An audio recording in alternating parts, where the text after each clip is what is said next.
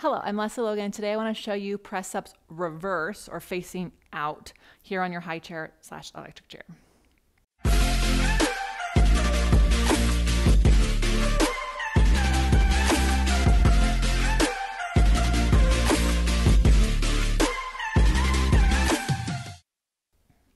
So if you don't have access to a high chair and you're looking at this because you just want to see what it is, hello, thank you for being here.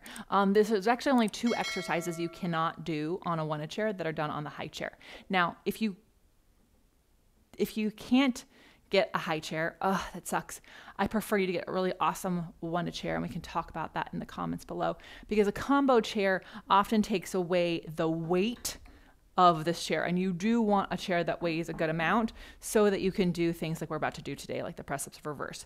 I am not going to show you the advanced version of press-ups reverse because I do want to do that in a separate video, and here's why.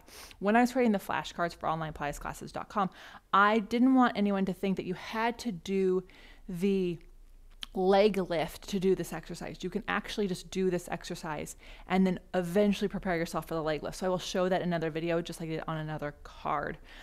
In those flashcards. If you don't have those flashcards, check them out. They're really awesome. They have armchair, electric chair, and one chair, and 72% of it's one chair. So it's really fun to nerd out on the things you might not have access to yet. So typically you'll do press up reverse after you've done press up facing the other way. So I'm going to come onto the chair and I'm going to imagine I did the first one.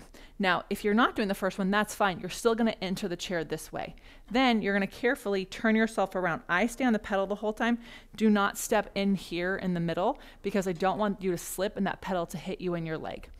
Then I face all the way around and I have my heels together, toes apart, toes on the front of that pedal, and I lift my heart up nice and high. And then I press myself up here.